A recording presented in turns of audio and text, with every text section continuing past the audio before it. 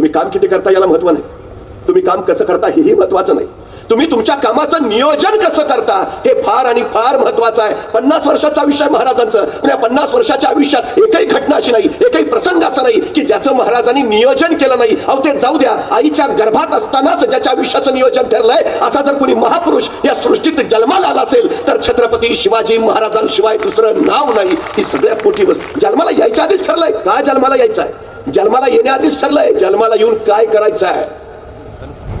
नियोजन ही सगळ्यात महत्वाची गोष्ट आहे. शहाजीराजांनी स्वराज्याचे 3 वेळा प्रयत्न केले, 3 वेळा ते यशस्वी ठरले. शेवटच्या प्रयत्नात तर तह करावा लागला आणि त्या तहातल्या नियमानुसार शहाजीराजांना महाराष्ट्र सोडून कर्नाटकात जावं लागलं. शून्यातनं विश्व उभा करणारा राजा म्हणून वर्णन करतो आम्ही महाराजांचं. ते आमचं बिघडलंय सध्या. कुणीतरी येतो आमची परिस्थिती नव्हती हो, तू गप. मला भयान राग येतो असल्या माणसांचा. आमची परिस्थिती नव्हती हो. परिस्थिती माणसाला घडवती नाही, परिस्थिती माणसाला बिघडवती नाही. माणूसच परिस्थिती घडवतो आणि माणूसच परिस्थिती बिघडवतो. ही सगळ्यात मोठी वस्तुस्थिती आहे. कळत नाही मला. रडत बसतात माणसं. आम्ही गरीब आहे हो. चांगलं आहे ना मग, गरीब आहेस ना, चांगला आहे. आणि ही तुला श्रीमंत व्हायला मिळालेली संधी आहे. पण आमच्या मुलाला जरा डोकं कमीच आहे. अरे उत्तम आहे ना मग, विद्वान व्हायला त्याला मिळालेली ही संधी आहे. कोण म्हटलं तुमच्यातल्या कमतरता तुम्हाला कमी करता? नाही, तुमच्या कमतरतांना बलस्थान बनवा. जगावर राज्य करायची ताकद तुमच्यात येईल. इतिहास अनेकांच्या अस्मितेचा विषय आहे, इतिहास अनेकांच्या अभिमानाचा विषय आहे, इतिहास अनेकांच्या स्वाभिमानाचा विषय आहे, इतिहास अनेकांच्या कलेचा विषय आहे, इतिहास अनेकांच्या कलहाचा विषय आहे, इतिहास अनेकांच्या घडण्याचा विषय आहे, इतिहास अनेकांच्या घडवण्याचा विषय आहे, इतिहास अनेकांच्या प्रेरणेचा विषय आहे, इतिहास अनेकांच्या प्रोत्साहनाचा विषय आहे, इतिहास अनेकांच्या ध्येयाचा विषय आहे, इतिहास अनेकांच्या वेडाचा विषय आहे, इतिहास ध्येय वेड्यांचा आशय आहे. ध्येय वेडेचा इतिहास घडवतात हा सगळ्यात महत्वाचा इतिहास आहे. ध्येय असल्याशिवाय वेड लागत नाही आणि वेड लागल्याशिवाय ध्येयापर्यंत पोहोचता येत नाही. ही सगळ्यात मोठी वस्तुस्थिती आहे. वेडी माणसंच इतिहास घडवतात, शहाणी माणसं इतिहास वाचतात आणि जास्त शहाणी माणसं त्याचा अभ्यास करतात. आम्ही स्वतःला ते तुम्हाला ध्येयापर्यंत घेऊन जातो. सृजनशीलतेचं, नवनिर्मितीच हे सगळ्यात मोठं दालन आहे की जिथं तुम्ही काहीतरी घडवू शकता, घडवून दाखवू शकता. ही सगळ्यात महत्वाची गोष्ट आहे. काय करावं हे कळालं पाहिजे, कसं करावं ते उमगलं पाहिजे आणि ते शेवटपर्यंत पार पाडावं हे जाणलं पाहिजे. या सगळ्या गोष्टी ज्याला साधता येतात त्या माणसाला मी यशस्वी माणूस असं म्हणतो. ही सगळ्यात महत्वाची गोष्ट आहे. काल घडलेला इतिहास होतो, आज जे घडतं आहे ते भविष्य काळासाठी उद्या इतिहास बनणार आहे. पण जी माणसं भूतकाळ पाठीशी घेतात, वर्तमान काळ हातात ठेवतात आणि भविष्य काळावर मात करतात, तीच माणसं आयुष्यामध्ये इतिहास घडवून यशस्वी होतात. ही सगळ्यात मोठी वस्तुस्थिती आहे. एक गोष्ट आपण लक्षात घेतली पाहिजे. एखाद्या माणसाला मी विचारतो तुझं काय चाललंय, तो सहज प्रश्न करतो चाललंय. तो चालतच नाही. काळ त्याला चालवत राहतो, परिस्थिती त्याला पुढे नेत राहते, नियती त्याला ज्या दिशेला हवं त्या दिशेला भरकटत टाकत राहते. हा काहीच करत नाही. जी माणसं काहीच करत नाही ती माणसं चाललंय या शब्दाचा आधार घेतात, ते काळाबरोबर वाहत जातात. पण जी माणसं काळाला थांबवतात, काळावर स्वार होतात आणि काळाला हवे तशी वळवतात, ती माणसं इतिहास घडवतात. ही सगळ्यात महत्वाची गोष्ट आहे. माणसं 2 पद्धतीची, एक सामान्य माणूस आणि एक असामान्य माणूस. सामान्य माणूस तो जो चालत राहतो आणि असामान्य माणूस तो जो काळाला थांबून त्याच्यावर स्वार होतो. आम्ही काय करायचं, काय करतो आहोत याचं चिंतन खरं तर इथंच झालं पाहिजे. एक गोष्ट फार महत्वाची आहे. 350 वर्षापूर्वी छत्रपती शिवाजी महाराजांनी इतिहास घडवला. जगाच्या पाठीवर असं आश्चर्य घडलंच नाही. 750 वर्षाचं पारतंत्र्य, 750. छत्रपती शिवाजी महाराजांनी अवघ्या 35 वर्षात हटवलंय. ही क्रांती जगाच्या इतिहासात कुठंच घडली नाही. 35 वर्ष फक्त. हे सोपं नाही, हे सोपं नाही अजिबात. काय केलं असेल, काय होतं त्यांच्याकडे? सैन्य होतं, साधनं होती, संपत्ती होती, होतं काय? काही नाही. महाराजांकडे फक्त ध्येय होतं. कुणी दिलं होतं? महाराजा शहाजीराजे आणि मासाहेब जिजाऊ. मी आवर्जून सांगतो, तुम्ही काम किती करता याला महत्व नाही, तुम्ही काम कसं करता हेही महत्वाचं नाही, तुम्ही तुमच्या कामाचं नियोजन कसं करता हे फार आणि फार महत्वाचं आहे. 50 वर्षाचं आयुष्य आहे महाराजांचं, पण या 50 वर्षाच्या आयुष्यात एकही घटना अशी नाही, एकही प्रसंग असा नाही की ज्याचं महाराजांनी नियोजन केलं नाही, अहो ते जाऊ द्या, आईच्या गर्भात असतानाच ज्याच्या आयुष्याचं नियोजन ठरलंय, असा जर कोणी महापुरुष या सृष्टीत जन्माला आला असेल तर छत्रपती शिवाजी महाराजांशिवाय दुसरं नाव नाही. ही सगळ्यात मोठी गोष्ट. जन्माला यायच्या आधीच ठरलंय काय जन्माला यायचं आहे, जन्माला येण्याआधीच ठरलंय जन्माला येऊन काय करायचं आहे. नियोजन ही सगळ्यात महत्वाची गोष्ट आहे. शहाजीराजांनी स्वराज्याचे 3 वेळा प्रयत्न केले, 3 वेळा ते यशस्वी ठरले. शेवटच्या प्रयत्नात तर तह करावा लागला आणि त्या तहातल्या नियमानुसार शहाजीराजांना महाराष्ट्र सोडून कर्नाटकात जावं लागलं. महाराष्ट्र बंडखोरांना फूस देतो, महाराष्ट्र शौर्यामध्ये हवा भरतो, महाराष्ट्र कर्तृत्ववान नररत्न जन्माला घालतो, महाराष्ट्र पराक्रम उपसतो, महाराष्ट्र राष्ट्र घडवणारा महाराष्ट्र आहे. हे शहाजीराजे इथे जर राहिले तर पुन्हा आपली सल्तनत उभा करतील, स्वराज्याचा प्रयोग करतील. सांगितलं तुम्ही महाराष्ट्रात नाही राहायचं. या अटीवर तह झाला. कर्नाटकात गेले शहाजीराजे, पण एक छोटीशी खिडकी खुली ठेवली उद्याच्या स्वराज्य नावाच्या साम्राज्याची पायाभरणी करायला. 12 वर्षाचे झाले शिवाजीराजे आणि शहाजीराजे आणि माँसाहेब यांनी एक निर्णय घेतला. थोरले पुत्र संभाजीराजे यांना शहाजीराजे घडवतील आणि कर्नाटकात स्वराज्य उभा करतील, तर माँसाहेब जिजाऊ 12 वर्षाच्या शोभाराजांना घेऊन पुण्यात जातील आणि महाराष्ट्रात स्वराज्य निर्माण करतील आणि महाराष्ट्र आणि कर्नाटक असं मिळून उद्याचं स्वराज्य नावाचं साम्राज्य उभं राहील. ध्येय काय आहे, कुणाचं ध्येय आहे? हे शहाजीराजे माँसाहेब जिजाऊंचं ध्येय आहे. आपले 2 पुत्र त्यांनी त्यासाठी तयार केले, कर्नाटकात संभाजीराजे आणि महाराष्ट्रात शिवाजीराजे. 12 वर्षाचे शोभाराजे माँसाहेबांच्या सोबत निघालेत. इतिहास घडतो कसा? कवी शहाजीराजांचा एक पिता जाताना आपल्या पुत्राला काय देतो आहे? आपला मुलगा कुठे निघाला तर आपण काय देतो? शहाजीराजांचा पुत्र महाराष्ट्रात निघालाय, आपल्या पित्याचं स्वप्न घेऊन निघालाय. शहाजीराजांनी काय दिलं? जाताना एक छोटं मंत्रिमंडळ शोभाराजांच्या सोबत दिलं. हे उद्याचं भविष्य होतं. शोभाराजे, तुम्हाला उद्या तुमचं असं स्वतःचं मंत्रिमंडळ उभा करायचं आहे जे महाराजांनी उभा केलं. 6 जून 1674 अष्टप्रधान मंडळाची स्थापना केली. डॉक्टर रानडे असं लिहितात, न्यायमूर्ती. ब्रिटिश गव्हर्नर जनरलच्या कार्यकारी परिषदेसारखी ही रचना होती. शिवरायांचं अष्टप्रधान मंडळ 12 वर्षाच्या शोभाराजांसोबत दिलं शहाजीराजांनी. आणि काय जाताना या पित्यानं स्वतः लिहिलेली, स्वतः संस्कृत मधून तयार केलेली. शहाजीराजांना उत्तम संस्कृत येत आहे, माँसाहेब जिजाऊंना उत्तम संस्कृत येत आहे, स्वतः शिवाजी महाराजांना उत्तम संस्कृत येत आहे. नवे 8 भाषा येत आहेत. आणि यात शिवाजी महाराजांनी स्वतःच्या पुत्राला 16 भाषांमध्ये जाणकार केलाय.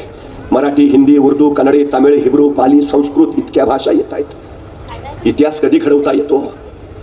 राज्य तर घडवायचं आहे, लढायाच करायचं आहे, तलवारबाजीच करायची आहे. मग भाषा शिकलो काय न शिकलो काय? नाही, अजिबात नाही. हे यायलाच हवं. यातनं उद्याचा दूरदृष्टीपणा दिसतो. शहाजीराजांनी स्वतः संस्कृत मधून तयार केलेली मुद्रा आपल्या पुत्राजवळ दिली. काय? प्रतिभाच्या चंद्र लेखेव मुद्रा वरदेशनो विश्ववंदिता. काय सांगतायत शहाजीराजे आपल्या 12 वर्षाच्या पुत्राला? शोभाराजे ही राजमुद्रा घ्या. काय लिहिलंय त्यात? प्रतिपदेच्या चंद्राच्या कलेप्रमाणे तुमचं राज्य वाढत वाढत जाईल आणि एक दिवस ते विश्वाला वंदनीय होईल. काय विश्वास आहे पित्याला आपल्या पुत्राच्या कर्तृत्वावर? किती विश्वास आहे?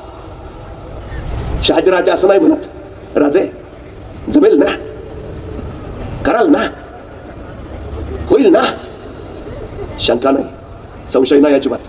ठामपणे सांगतात शहाजीराजे. काय सांगतायत आपल्या पुत्राला? 12 वर्षाचा आहे, पण काय सांगतायत? राजे तुमचं राज्य प्रतिपदेच्या चंद्राच्या कलेप्रमाणे वाढतच जाईल आणि एक दिवस ते इतकं मोठं होईल की ते विश्वाला वंदनीय ठरेल. आणि आपल्या पित्यानं व्यक्त केलेला हा विश्वास शिवाजी महाराजांनी परिपूर्ण रीतीनं सार्थ ठरवला. काय वारसा काय द्यायचा असतो? आणि काय दिलं शहाजीराजांनी?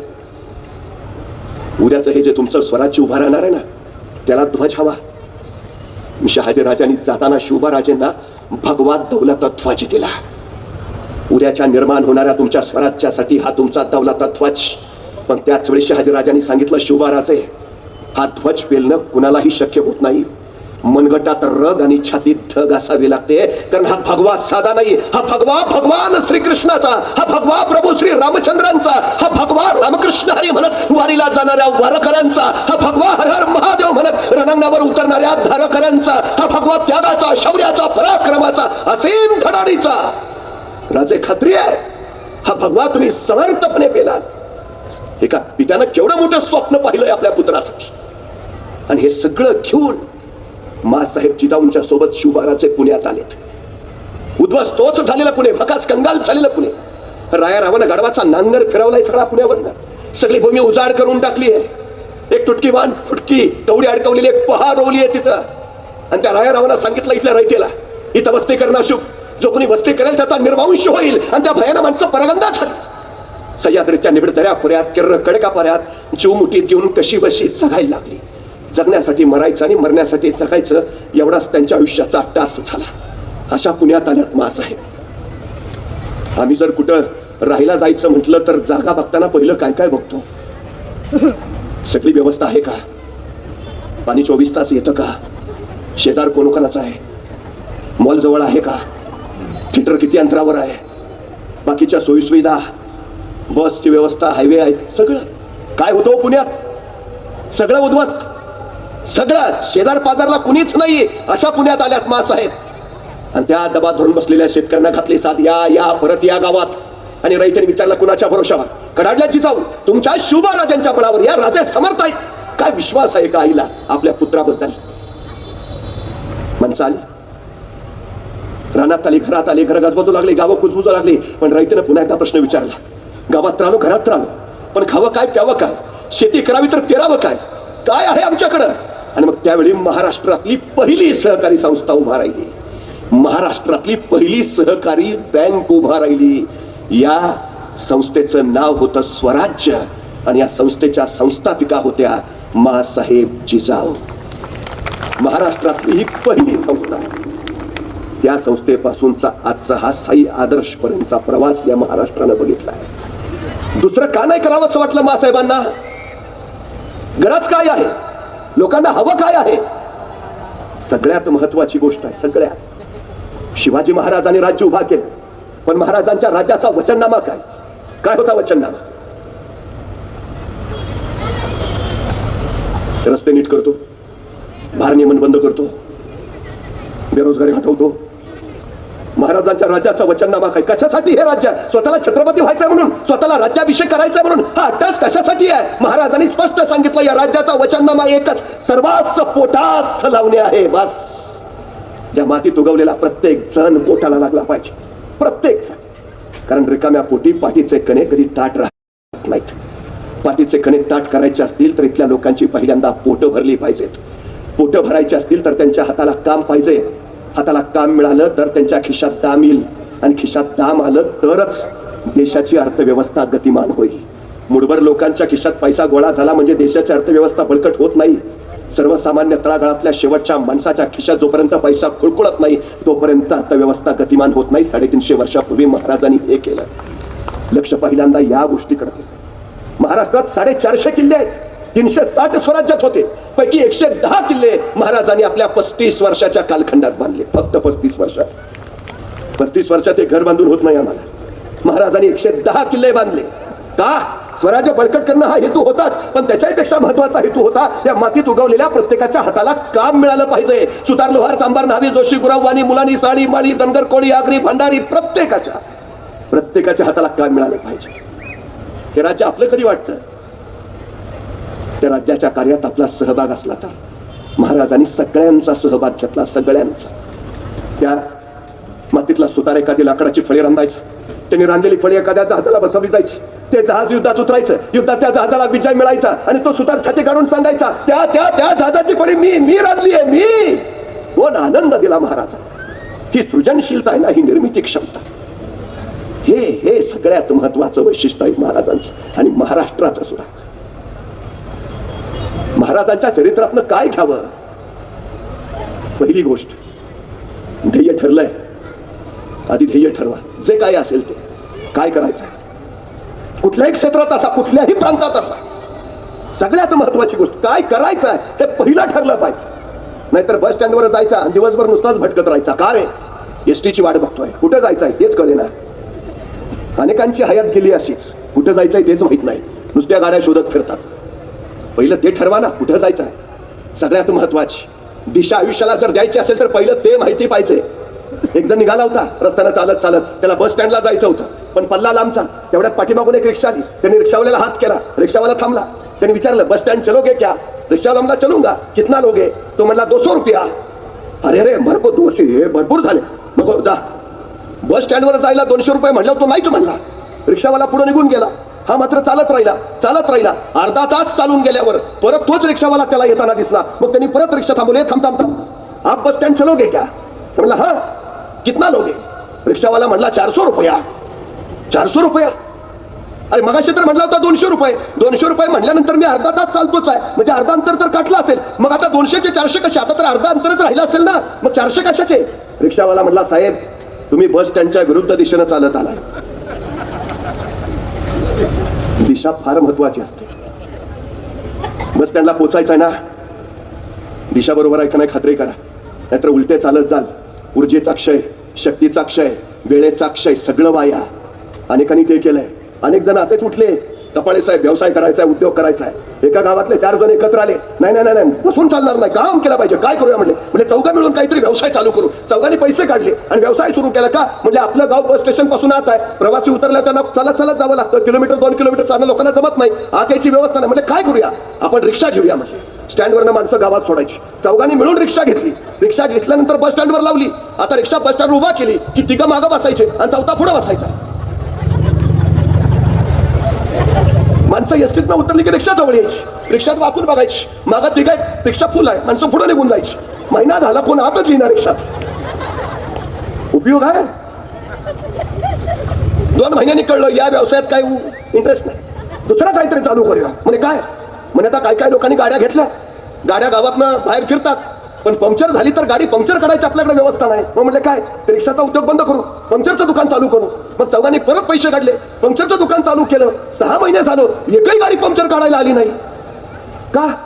त्यांनी 3ऱ्या मजल्यावर पंक्चरचं दुकान टाकलं होतं.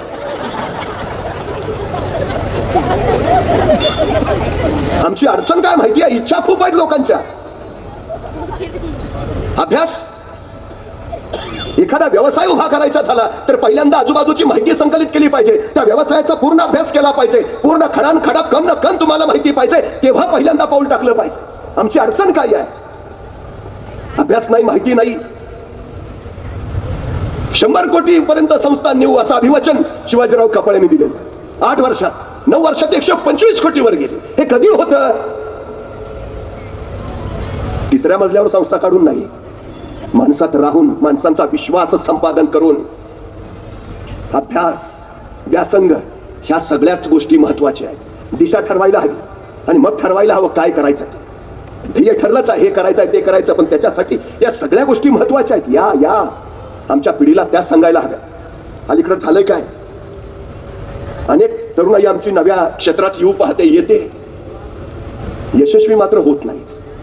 अपयशी ठरते, निराश होते आणि मग काय उपयोग नाही. सगळे प्रश्न, सगळ्या समस्या, सगळ्या अडचणी ह्या अपूर्ण ज्ञानातूनच निर्माण होतात. ही वस्तुस्थिती आहे. अपूर्ण ज्ञान, अपुरी माहिती, सगळ्या प्रश्नांचा उगम इथून होतो. एका ठिकाणी लग्न सुरू होत.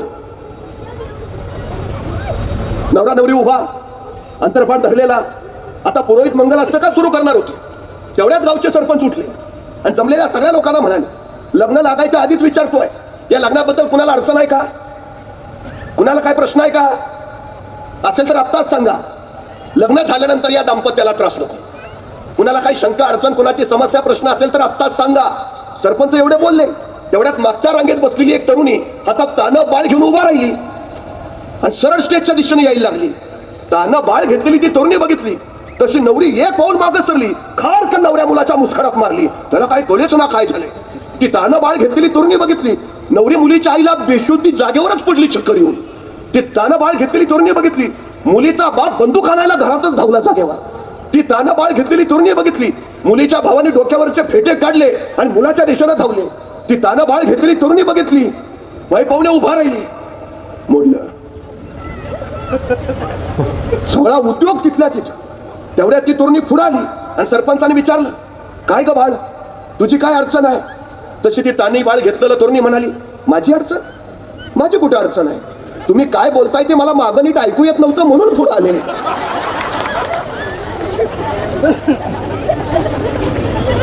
सगळे प्रश्न अपुऱ्या माहितीत, सगळी संकट अपुऱ्या माहितीत, विनाकारण नवऱ्यानं कानाखाली खाल्ली नाही. सगळ्यात महत्वाची गोष्ट आहे, परिपूर्ण अभ्यास हा यशाकडे जाणारा तुमचा पहिला टप्पा आहे. हे सगळ्यात महत्वाचं एकदा ध्येय ठरलं ना, आईन्स्टाईन असं म्हणतो की मला 1 तासाचं काम करायला सांगा, त्या 1 तासाच्या कामासाठी मी 50 मिनिटं नियोजनात घालवीन आणि 50 मिनिटं केलेल्या नियोजनाच्या बळावर ते तासाभराचं काम मी फक्त 10 मिनिटातच उरकेन. तुमचं 50 मिनिटाचं नियोजन तुमचं तासाचं काम 10 मिनिटात करून टाकतं. महत्वाचं काय नियोजन? नियोजन कधी होतं? अभ्यास असेल तर. आवड नको, आवड आली की तडजोड आली, तडजोड आली की काम संपलं. काही येऊ दे, काही. स्वतःच्या ध्येयावरची नजर विचलित होता कामा नये. इतिहास कोण घडवू शकतं? ध्येय अनेक जण ठरवतात. ध्येयापासून दूर करणाऱ्या अनेक वाटा तुम्हाला आधीमध्ये मिळतात. काही मोहित करणारे असतात, काही भीती दाखवणारे असतात, काही घाबरवणारे असतात, तर काही उद्ध्वस्त करणारेही असतात. या सगळ्या संकटांशी झुंजत त्यावेळी तुम्ही ध्येयापर्यंत पोहोचता, विचलित न होता, तेव्हा इतिहास घडतो. अजिबात नाही. महाराजांचं सगळ्यात मोठं वैशिष्ट्य सगळं बाजूला सारलं आणि महाराज प्रतापगडावर आले. प्रतापगड, आता प्रतापगडच का निवडावा?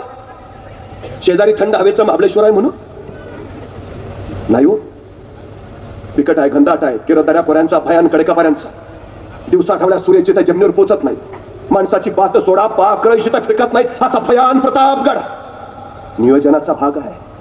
खानाला कळाला, राजाने प्रतापगड जवळ केलाय आणि चौथाळा खा मोठी जहरी आणि गहरी चाल टाकली राजाने. पण पर्याय नव्हता. अखेर खान आला, अति जवळ आला. 40,000 फौजनिशी खान जवळ आला हे महाराजांना उमगलं आणि महाराजांनी आपल्या सोबत्यांना सांगितलं, खान 40,000 आहे, आपलं सैन्य गोळा करा, आपलं सैन्य गोळा करा. माणसं कामाला लागली, सैन्य गोळा झालं. महाराजांनी विचारलं, ताना किती झाले? तसा तानाजी म्हणाला, राजा 7,500. 7,500? ताना, खानाचे 40,000 आहेत. आपले एवढेच. अरे पण खानाचे 40,000 आहेत ताना. आपले एवढेच. होती नव्हती तेवढी सगळी गोळा करून आणल्यात. रानातली गुरामागची सगळी वडून आणल्यात. याच्यापेक्षा आपले वाढूच शकत नाहीत. तानाजींनी स्पष्ट सांगितलं, याच्यापेक्षा आपले वाढूच शकत नाहीत. आपले 7,500च. आता महाराजांनी काय करावं? खानाचे 40,000, आपले 7,500. डिपॉझिट पण राहणार नाही. कसं लढणार? माघार घेतली, पळून गेले, निराशेचा विचार केला की आता अफजल खानाच्या हाती लागून मरण्यापेक्षा स्वतःच आत्महत्या केलेली बरी, म्हणून महाराजांनी तो विचार केला. तुमच्या माझ्या पुढे काहीच नाही संकट आली. संकट ही महाराजांच्या पुढाशी मृत्यूशी झुंज असणारी प्रत्येक प्रसंग. काय होतं महाराजांकडं? काही नाही हो. शून्यात न विश्व उभा करणारा राजा म्हणून वर्णन करतो आम्ही महाराजांचं. ते आमचं बिघडलंय सध्या. कुणीतरी येतो, आमची परिस्थिती नव्हती हो. तू गप. मला भयान राग येतो असल्या माणसांचा. आमची परिस्थिती नव्हती हो. परिस्थिती माणसाला घडवती नाही, परिस्थिती माणसाला बिघडवती नाही. माणूसच परिस्थिती घडवतो आणि माणूसच परिस्थिती बिघडवतो. ही सगळ्यात मोठी वस्तुस्थिती आहे. कळत नाही मला. रडत बसतात माणसं. आम्ही गरीब आहे हो. चांगलं आहे ना मग. गरीब आहेस ना, चांगला आहे. अरे ही तुला श्रीमंत व्हायला मिळालेली संधी आहे. पण आमच्या मुलाला जरा डोकं कमीच आहे. अरे उत्तम आहे ना मग. विद्वान व्हायला त्याला मिळालेली ही संधी आहे. कोण म्हटलं तुमच्यातल्या कमतरता तुम्हाला कमी करता? नाही, तुमच्या कमतरताना बलस्थान बनवा. जगावर राज्य करायची ताकद तुमच्यात येईल. कमतरताला बलस्थान का नाही बनवत? संकट तुम्हाला अडवायला येत नाहीत. संकट तुमची उंची वाढवायला येतात. अडथळे तुम्हाला रोखायला येत नाहीत. अडथळे तुमच्यातल्या क्षमता बाहेर काढायला येतात. अडचणी तुम्हाला थांबवायला येत नाहीत. अडचणी तुमच्यातली कौशल्य बाहेर काढतात. तुम्हाला घडायचं असेल ना, संकट आलीच पाहिजेत, आलीच पाहिजेत. हे त्यातून सगळं येतं. एकदा परवा सहज एका मुलाला विचारलं, काय रे 100 मीटर पळशील का? त्याने 3 वेळा माझ्याकडे बघितलं. अरे म्हटलं 100 मीटर पळशील का? त्यांनी पुन्हा विचारलं, 100 मीटर म्हणजे किती? आता हा मैदानावरच नाही ना कधी. एकाला तर सहज मी विचारलं, काय म्हटलं खेळ काय खेळतोस का? नाही, मला सगळे खेळ खेळतो. फुटबॉल खेळतो, व्हॉलीबॉल खेळतो, बॅडमिंटन खेळतो, क्रिकेट खेळतो. तर म्हटलं एवढे सगळे खेळ खेळतो, दिवसभर मैदानावरच असतोस का काय? तर मला मैदानावर नाही, मोबाईलवर खेळतो. आता मोबाईलवर खेळणाऱ्या पोरांना 100 मीटर कळणार कसं? मी त्याला सांगितलं बाबा इथून त्या दरवाजापर्यंतचं जे अंतर आहे ना ते 100 मीटर, पळशील का? प्रयत्न करतो. आता इथनं तिथं पळायला पण प्रयत्न. मी त्याला विचारला, रे जमेल तुला? एवढंच तर अंतर आहे, मला फक्त एक सांग, एवढं 100 मीटर अंतर तू किती वेळात पूर्ण करशील? तू 5 मिनिटं अंतरच बघत बसला. अरे म्हटलं सांग ना, 100 मीटर किती वेळात पार करशील? मग नंतर म्हटला 5 मिनिटं तरी लागतील. 5 मिनिटं? अरे 100 मीटरचं हुसेन बोल्टचं ऑलिम्पिकचं रेकॉर्ड 7 सेकंदाचं आहे. तू 10 सेकंद म्हण, 15 सेकंद म्हण, 5 मिनिटं? माझं मला माहिती आहे ना. अरे तू 100 मीटर पळू शकतोस, तुला शक्य आहे 10. माझं मला माहिती आहे. हो बरं किती लागेल वेळ? 5 मिनिटं. म्हणलं ठीक आहे बाबा पळ. 5 मिनिटं. पण तेवढ्यात त्याचा शेजारी म्हटला, रे पळ कुत्रा पिसाळलाय, इतक्या भयान वेगात पळाला. 5 मिनिटात 100 मीटर. त्याला म्हटलं तू तर लेका हुसेन बोल्टचं रेकॉर्ड मोडलंस. हुसेन बोल्टचं ऑलिम्पिकचं रेकॉर्ड 7 सेकंदाचा आहे, तू 5 मिनिटात 100 मीटर पळलास. मग कुत्रा मागं लागला होता. म्हणजे तुम्ही 5 मिनिटात 100 मीटर पळू शकता. क्षमता बाहेर कधी आली? संकट आलं तेव्हा. संकट गरजेचीच आहेत, कारण त्यातूनच तुमच्या क्षमता विकसित होतात. आम्ही भयान टेन्शन मध्ये असतो, आमच्यावर फार टेन्शन आहे, फार संकट आहे. चांगलं आहे घडवायला आलंय ते. घाव कुणावर पडतात? ज्या दगडातून सुंदर मूर्ती तयार व्हायच्या त्याच दगडावर घाव. ज्या दगडातून मूर्ती घडवायचीच नाही त्याला कोण घाव घालेल? पण रडत कशाला बसायचं? सकारात्मक घ्यायचं. बहुतेक आपल्या हातून काहीतरी चांगलं घडणार आहे म्हणून हे घाव आहे. बस. प्रांत स्वातंत्र्याचा असू द्या, प्रांत उद्योगाचा असू द्या, प्रांत कार्यक्षेत्राचा असू द्या, वेळच तुम्हाला ध्येयापर्यंत घेऊन जात. अर्जुनाला फक्त डोळा दिसत होता, बाकीच्यांना जंगल, पोपट, दोरी कधीच पोचत नाही. लक्ष, एकाग्रता आणि अविरत सातत्यानं चालत राहणं, संकटांशी झुंझुन ध्येयापर्यंत पोचणं, हेच यशाचं सारं रहस्य आहे. खरं तर अनेकांच्या जीवनाला अर्थ देऊन, अनेकांच्या जीवनाची अर्थवाहिनी म्हणून उभा राहिलेली साई आदर्श संस्था ही अशाच ध्येय वेडानं झपाटली आहे. आता मुक्तता मिळवायची नाही, आता स्वातंत्र्य कमवायचं नाही, पण या स्वतंत्र देशातल्या स्वतंत्र माणसांना ताकदीनं, सामर्थ्यानं उभा करणं हे आता आपलं कर्तव्य. हे ध्येय वेळ घेऊन ही संस्था झेपावती आहे. शिवाजीराव कपाळे यांना मनपूर्वक शुभेच्छा देतो. अधिकाधिक उत्कर्ष आणि अधिकाधिक जनमानसांचा विकास करत आपण झेपावत राहावं अशी सदिच्छा व्यक्त करतो. थांबतो. धन्यवाद.